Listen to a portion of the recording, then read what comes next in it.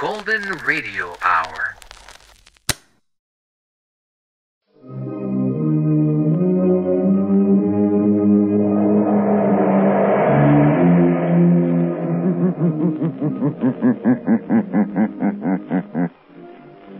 The shadow knows.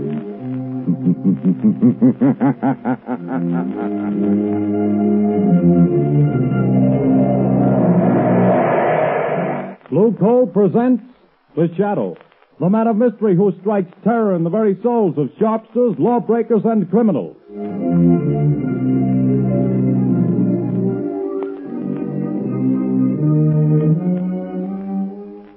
Friends, there's no longer any need for you to rely on guesswork when it comes to buying fuel. Now you can get the best fuel for home use, and know it at a glance, too. For Blue Coal, the finest of Pennsylvania hard coal, is colored a harmless blue at the mines for your protection, so that you can identify it instantly. To be sure that the fuel you buy is a safe, healthy, economical fuel, get America's finest anthracite. Ask for Blue Coal by name. Order your supply tomorrow.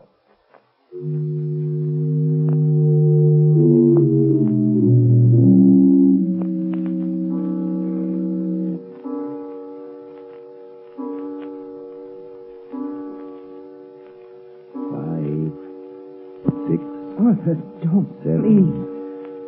8, 9. This is the hour, my dear. I can't stand it, I tell you. Always at 9 o'clock it comes. But if I hear that horrible thing again, I'll go crazy. Oh, this awful house. But it's quiet, my dear. Way out in the country like this, I can install my laboratory here as soon as I get around to it. As for these strange sounds, well, haunted houses have always fascinated me. I've always wanted to meet a ghost, shake hands with him, invite him to tea. Stop talking like that. It's serious. Oh, I've tried to stand it for your sake, Arthur, but I don't know how much longer. My heart isn't strong, and I... Hear it? But that's only the wind, isn't it? No. It always starts like that. You know it does. Don't move. Listen. Arthur, it's coming. It's coming. It's coming. A ghost, eh? Well, we'll see. I'll meet him this time. I'll meet him halfway, too. Stop! Stop! Come. We'll both meet him. Give me your hand. No!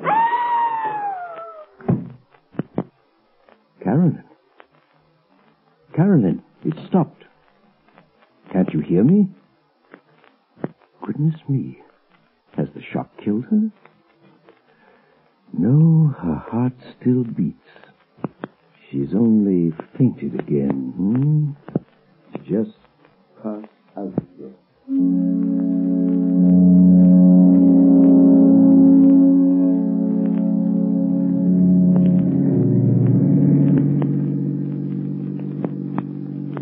Turn the next corner, Lamont. It's that big house set on the hill. May I ask, Margot, the reason for this late call on Carolyn Sneed? Well, I'd like to know what's the matter with the poor woman. I got an awful shock when I saw her in town last week. She looks positively haggard. I never saw such a change come over a person. Married life may not agree with her. She was a spinster for close to 40 years, wasn't she? I know, but I think she was foolish. Carolyn has nearly $1 million in her own name. She didn't have to marry. Yes, but right now I'm not the shadow. Remember, I'm just your patient chauffeur, darling. Lamont Cranston, in need of a rest from my famous mystery man role. That last adventure took a lot out of me, you know. Well, a marriage problem is hardly as... Seriously, though, nobody knows anything about this man she married. He came into town 6 months ago, met Carolyn in some accidental manner at the county fair, and proceeded to rush her off her feet. I've met him only once, but I don't like his looks. Something sinister, I gather. Hence the shadow idea. Well, who is he anyway? Professor Arthur Sneed, I believe he calls himself. He has a small office in town where he's supposed to be working on inventions or something. Well, here we are. Well, usually pretty level-headed, Margot, but don't let your aversion for this man we're seeing be too apparent.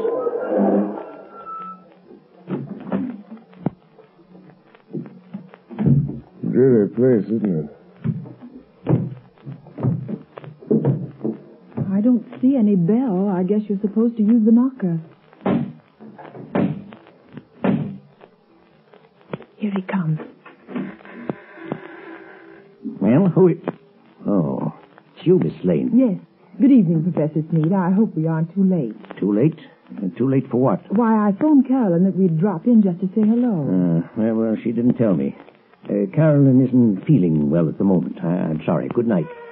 Oh, but please, I only want to see her for a moment. That is, unless it's something really serious. Well, it isn't as serious as she pretends to think it is, but, well, come in. Thank you. This is my friend Lamont Cranston. Come in. I'm very happy to see Mr. Cranston. I've heard a lot about him. How do you do? You say Carolyn is ill? She didn't mention it when I... It came on suddenly. She's been in a nervous condition lately, but it's mostly imaginary. I made her go to bed. Well, would it be all right if I saw her? I suppose so.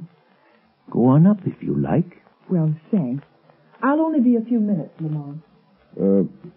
What seems to be the trouble with your wife, Professor Sneed? Oh, she's run down, I guess. Frightfully nervous. She has some absurd notion that this place is, well, haunted. Haunted? It's only the wind, of course, and the creaking of an old house. Ghosts. She keeps talking about ghosts. And I can't persuade her that there are no such things. Of course, old houses have a habit of getting themselves haunted, Professor. As for myself, I'm not so sure there aren't such things as ghosts. But surely, Mr. Cranston... Oh, not the conventional sort, perhaps, but... I mean people's spirits. Souls, whatever you want to call them. Haunting the places where they've been unhappy. Very interesting, I'm sure. But a lot of tosh. I put no stock in it. No? I'm just noticing that rather rare book on the table, Professor. Neuroses of Death. What? If you're interested in that, I'm sure you must be interested in ghosts. I understand its morbid analysis of the factors of violent death are quite interesting. What do you know about it? Oh, I read all sorts of things, Professor. Professor Sneed. Oh, yes, Miss Lane? Carolyn wants her sedative. Oh, yes. I'll go up and give it to her. Did you find her comfortable, Miss Lane? Well, I think Carolyn is seriously ill. Yes, but more nerves than anything. Excuse me just a moment, won't you? Lamont, there's something wrong here. I was afraid there was. I don't know what it is, but it's something terrible. What's the matter with Carolyn? Well, she hardly recognized me, and she talks like one in a trance, as though she were in the grip of some deadly fear. When I suggested sending the doctor over, she shook her head, but I'm going to just the same. I can't help feeling it's that man, her husband. Yes, he isn't very pleasant, is he? His skin has an odd pallor. You see it on men who've spent some time in prison. There are many little traits of his behavior that interest me as a psychologist. A remarkable man. But you don't mean... I don't know. But I think we'll investigate this more or less formally, Margot. I'll visit the professor tomorrow at his office in town. If there are ghosts involved here, perhaps the shadow can bring them to light.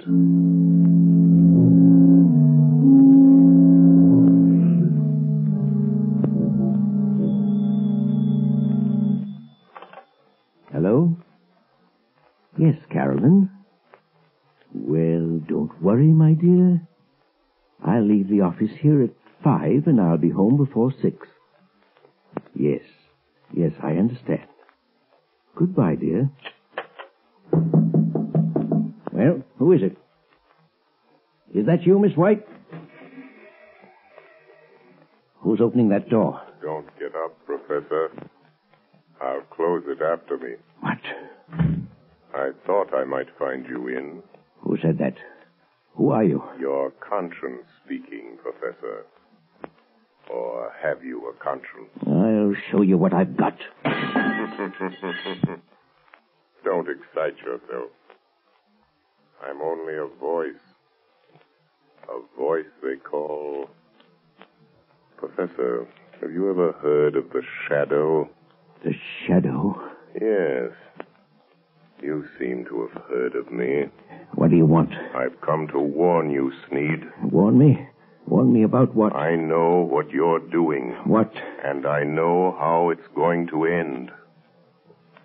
The end is death. Death? I have something here I'll toss in your lap. There. Do you hear it? Why, you... Get out of here, I tell you. See it?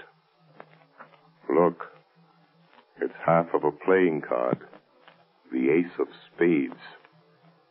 When you find the other half, that will be the end. Get out and leave me alone. All right, Sneed, I'll go, but don't forget. The Shadow knows.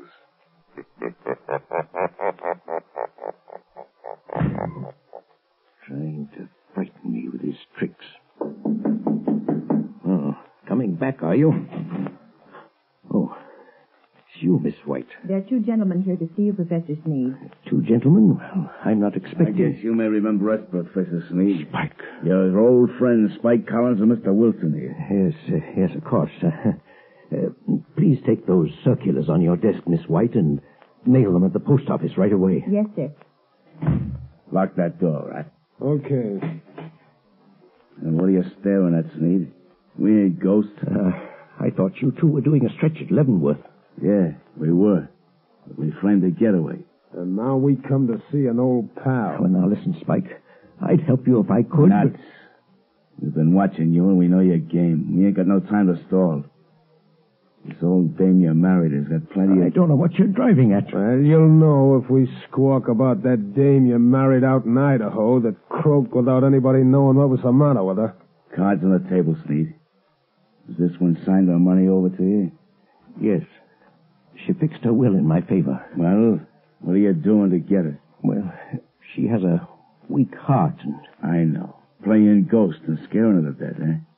Well, that's too slow, Sneed. I got a better scheme. We break into the house, stage a burglary, see? In a scuffle, the old dame gets shot, dead.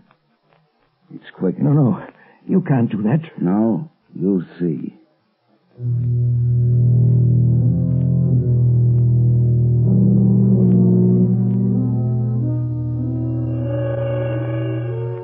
Spike Collins. Spike Collins. Wake up. Spike Collins. What? Who's that? Just a voice, Collins. The voice of your own thoughts, coming to warn you. No one but you can hear me. Your friend's need is going to double-cross you tonight.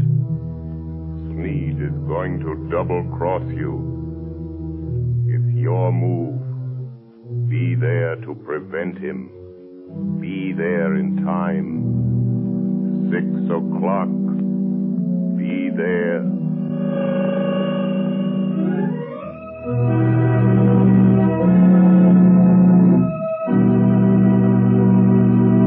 The Shadow will return in just a few moments. While we're waiting, ladies and gentlemen, I want to tell you about the ever-increasing popularity of Blue Coal, America's finest anthracite. Blue Coal is winning new friends every day among New England housewives.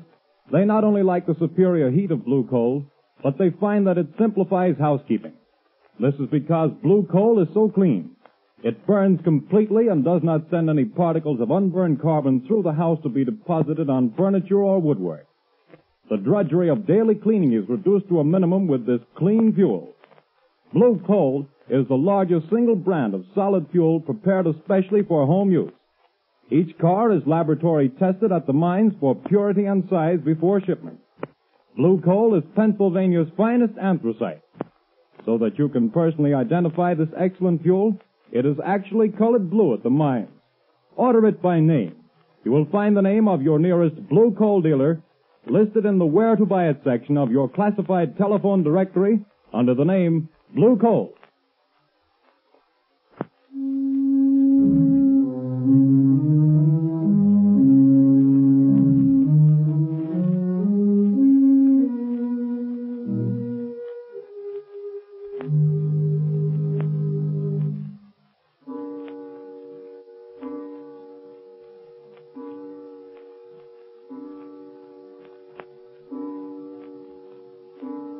Are you comfortable in that chair, Carolyn? Yes, thank you, Margot, dear. And I do appreciate your coming out here and staying with me. I'm glad to do it. But it's 6 o'clock. Your husband ought to be coming home pretty soon, shouldn't he? He phoned just before you got here and said he was starting. He seemed very agitated. Oh, he's a strange, unaccountable man sometimes. There are things about him I don't seem to understand. Yes, I know, dear. He has the car, I suppose? Yes, he's driving. He's probably on his way now. I've got to think. I've got to think of something. I know. We leave town. You're driving rather recklessly, Sneed. You again. I'm going to haunt you. Try to forget that I'm here in the rear seat, if it annoys you. No, don't look under the seat. If I could only see you, get my hands on you, I'd show you how much it annoys me. Shut up. I'm the voice of your conscience, Sneed. Perhaps you have a conscience. After all, I could choke that voice down your throat without any trouble to my conscience. if you only had the power of second sight, you could see me. That's an invaluable gift, Sneed. Being able to see things that other men can't.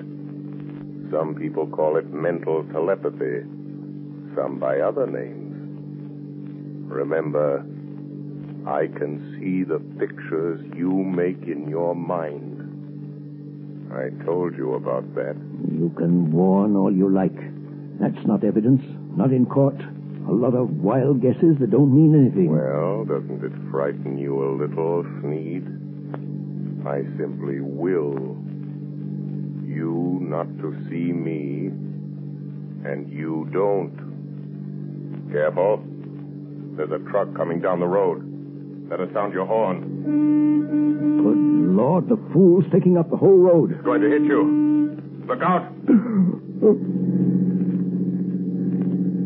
It's gone. There wasn't any truck there. No. I willed you to see it. And you saw it. No truck at all. Just hypnotism. Gosh, I'm having hallucinations. But that's the way to dispel hallucinations. Drive straight through them. Be careful. We're near your house. And this old mill road is tricky. What about it? Look, Sneed. There's a man in the road ahead of you. There is, eh? Really? Why, it looks like one of your two pals that called on you today. I knew he would be here, Sneed. Really? You're going to hit him if you don't watch out. More of your hallucinations. You think that I'll believe you again, don't you? Well, I won't. Look out. I hit him. This time, it was no hallucination, Sneed. He was in front of you.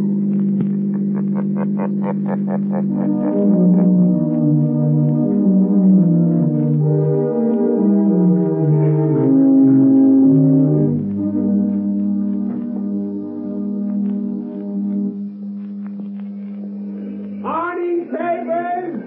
Morning papers! It's convict Spike Cullen found dead last night on the old mill road. Spike Cullen, wanted by the police, found dead. Here, son. I'll take one. Here you are, sir. What's it all about, Lamont? Read all about Found dead on Old Mill Road.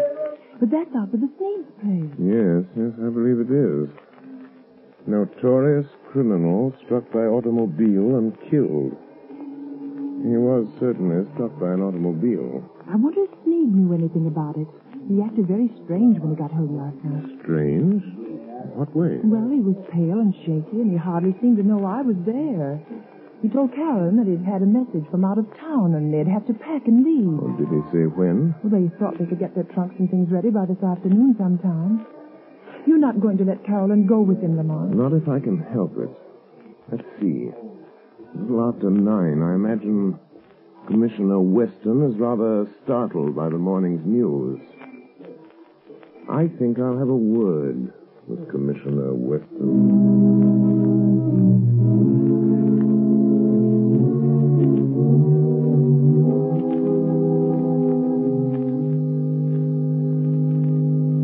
Commissioner Weston, they're sending Collins' body into the morgue. You went out there this morning and checked all details, Captain? Yes, sir, I did. And whoever hit him certainly smashed him up good.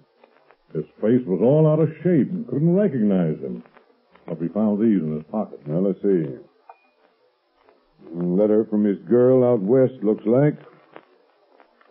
Insurance policy. Library card of Leavenworth Penitentiary. And this ring, sir, that Collins always wore, with the figure 8 on it. Oh, yes. Well, it's a good job done, whoever did it. Tag that stuff and file it. Yes, sir. Let me know when the wagon gets here. Yes, sir. Police Department, Commissioner Weston speaking. Good morning, Commissioner. This is your good friend, the Shadow. Oh, yeah? Well, what the blazes do you want? To be of a little assistance, as usual. Yes, I see. I'm getting tired of this rigmarole, though heaven knows things happen when you phone. And what's the assistance today? Why didn't you investigate the ghost that haunts Sneed House, Commissioner, on the Old Mill Road? Well, you missed up on that one, Mr. Shadow.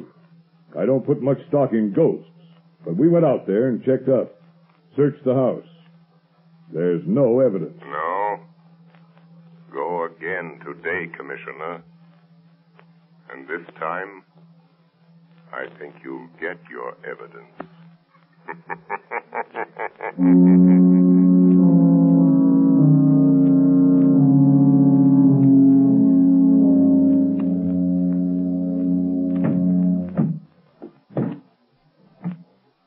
Is that the last trunk, Arthur? Yes. The expressman won't be here until 4. Another hour yet.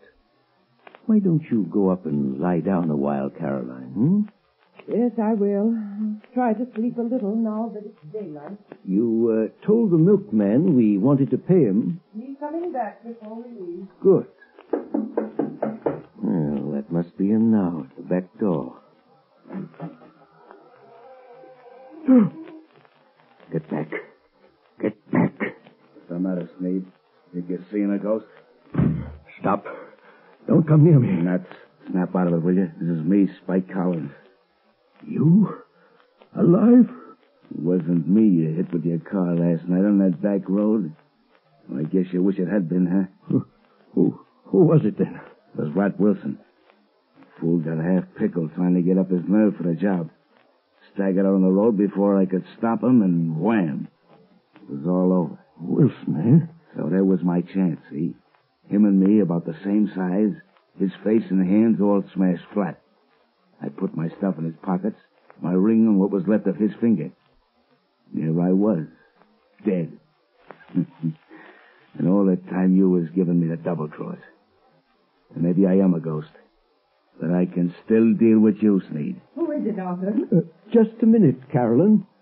Now listen, Spike. There's only one way to see this thing through.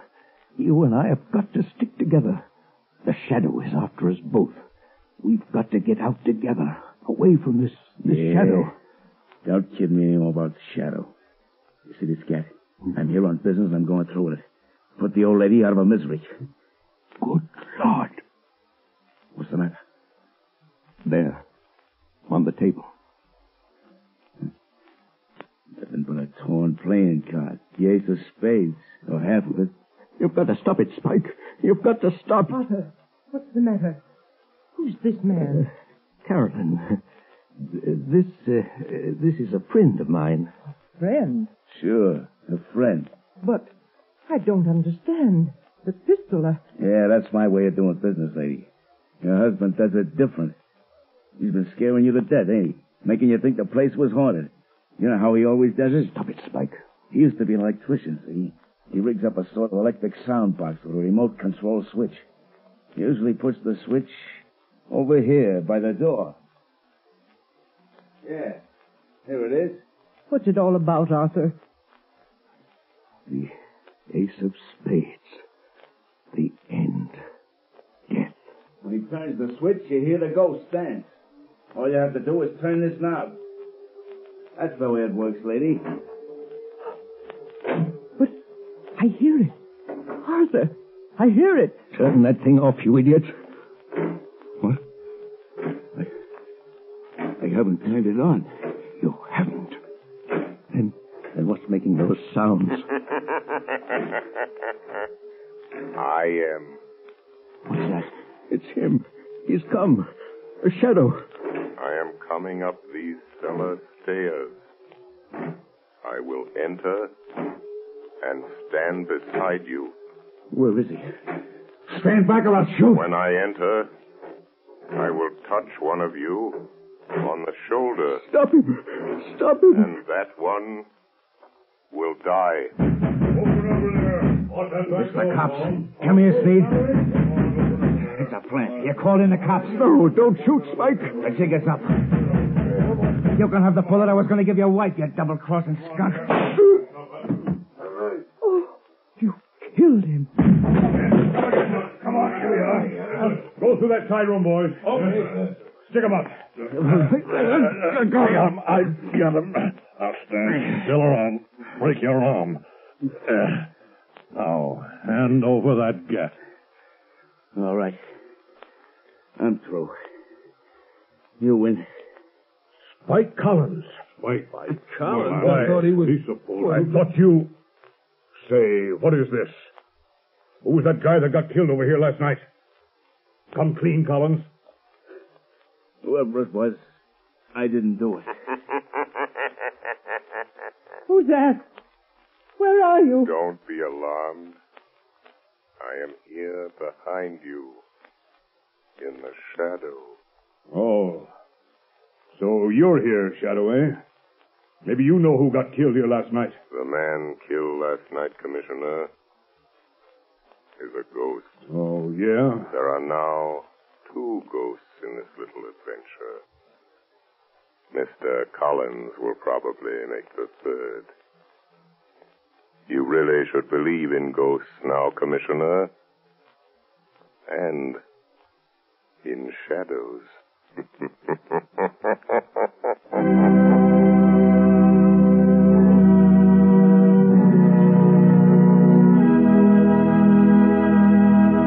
And now, before today's adventure with the Shadow comes to a close, John Barclay, Blue Coal's own heating expert, is here to give us another of his practical talks on automatic heating. Ladies and gentlemen, Mr. Barclay. Good evening, friends. In former Sunday night talks of mine, I've shown you the importance of having the temperature of the home properly controlled with a Blue Coal automatic heat regulator. That is, in terms of health and convenience. Now, tonight, I'm going to give a third important reason for automatic heating: economy. Most authorities will tell you that the proper degree of heat in the home is 70 degrees. Naturally, you can't by hand keep your fire from giving off more than 70 degrees of heat, but the Blue Coal automatic heat regulator can and does. But here's how that saves you actual fuel dollars. Heating engineers have discovered that for every degree you raise the temperature above the desired 70 degrees, your fuel goes up in cost 1.5%. So you see, friends, by automatically shutting off that heat, that extra, wasteful, unhealthy heat regulator automatically saves on fuel costs. Why not investigate this Blue Coal heat regulator further? Ask your local Blue Coal dealer to give you a demonstration. The cost is only $18.95 plus a small charge for installation. You'll find it well worth every cent of that and more. Moreover, if you have any heating problems, discuss these also with your Blue Coal dealer. He is the best informed heating authority in your community, and assisted by his John Barclay trained serviceman, can, I'm sure, help you save money and have a more comfortable home this winter. This service is free, It cost you nothing. Thank you.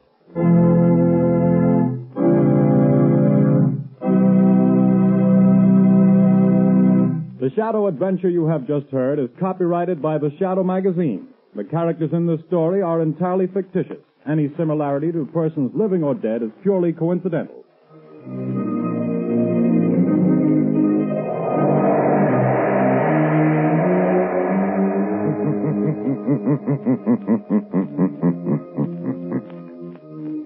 The weed of crime bears bitter fruit.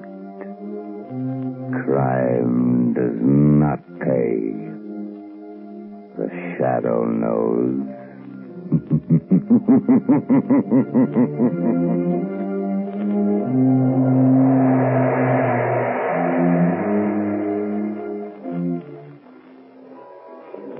Extra! Extra! Hear all about it! Next week, same time, same station. The Shadow's latest adventure. Extra! Extra!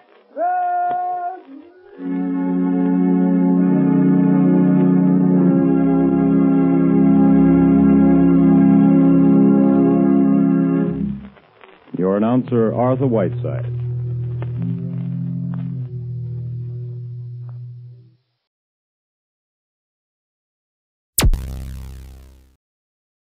Thank you for listening. Please like and subscribe.